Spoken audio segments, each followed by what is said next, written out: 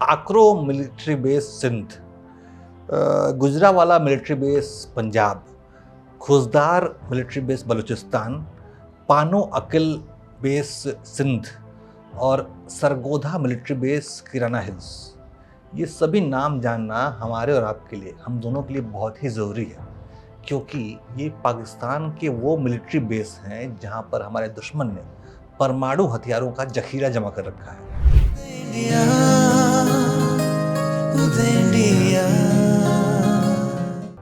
मैं नाम आपको एक बार फिर सुना देता हूँ। ये नाम है आक्रो मिलिट्री बेस सिंध का, गुजरावाला मिलिट्री बेस पंजाब का, खुजदार मिलिट्री बेस बलूचिस्तान, पानो अकिल सिंध और Sargodha military base Kirana hills.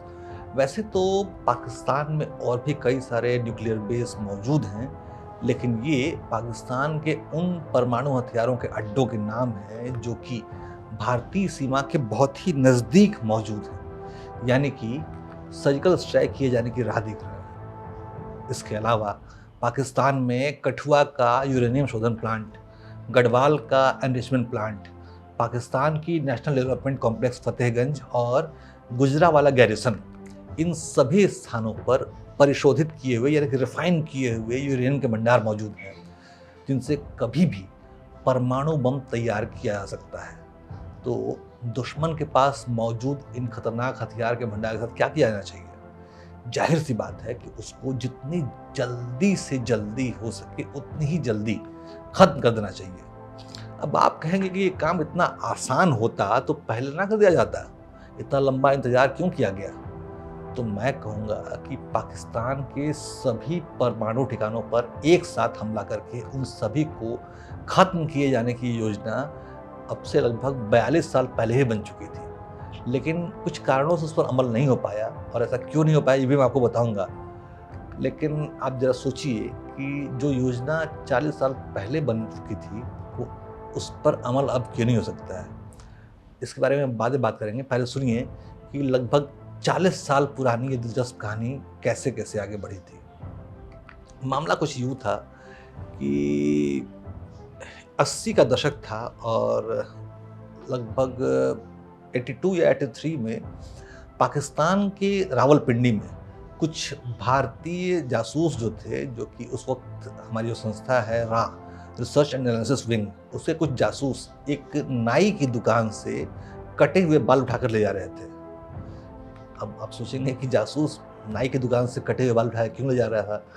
तो ये आगे पता चला कि उन बालों की लैब में जाके जांच की गई तो पता चला कि इन सभी बालों में रेडियो एक्टिव तत्व मौजूद हैं, जो कि तभी हो सकते हैं जो कि वो बाल किसी परमाणु न्यूक्लियर डिवाइस के संपर्क में आए हों।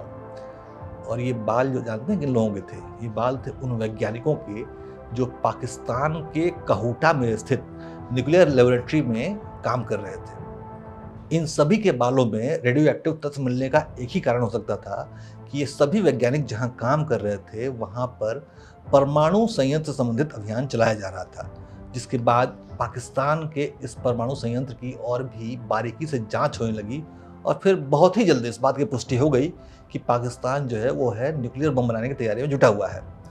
ये कोई नई बात नहीं थी। उस वक्त दुनिया के कई देश परमाणु बम बनाने की तैयारियों में जुटे हुए थे, जिसमें पाकिस्तान के साथ साथ इराक भी शामिल था, जहां पर उस समय सद्दाम हुसैन का शासन था।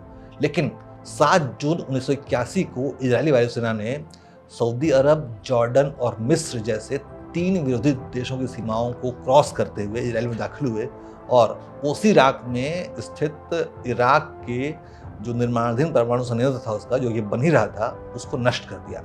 हमले के लिए इराक ने 8 F-16 और 2 F-15 विमानों का इस्तेमाल किया था, जो कि जमीन से सिर्फ 120 मीटर की ऊंचाई पर उड़ रहे थे, जिससे कि ये सभी विमान रडार की पकड़ से बाहर रहे थे। इस घटना के बाद इजराइल की सर्जिकल स्ट्राइक की पूरी दुनिया में धाक जम गई और अब यही ऐसा ही प्रयोग इजराइल पाकिस्तान में भी दोहराना चाहता था, जिसके लिए इजरायलियों ने भारत के साथ संपर्क किया। इस बारे में एक बीबीसी के पत्रकार एड्रियन लेवी ने अपनी किताब में लिखा है कि ओसिराक पर इजरायली हमले के तुरंत बाद भारतीय अधिकारियों की एक टीम इजराइल पहुंची, जिसमें सैन्य और खुफिया अधिकारी दोनों ही शामिल थे। हालांकि उस समय दोनों देशों के बीच कोई भी सीधा राजनयिक संबंध मौजूद नहीं था, लेकिन इजराइल ने पाकिस्तान के खिलाफ इस योजना में भारत की मदद करने की पेशकश की थी और साल 1984 में इसके लिए एक योजना तैयार भी की गई थी। इसके अनुसार दोनों देश मिलकर पाकिस्तान की परमाणु फैसिलिटी पर हमला करके उसे नष्ट कर देंगे। इजरायली विमानों को पाकिस्तान पर हमला करने के लिए गुजरात के जामनगर एयरबेस से उड़ान भरनी थी और इस ऑपरेशन में F-16 और F-15 लड़ाकू विमानों का इस्तेमाल किया जाना था।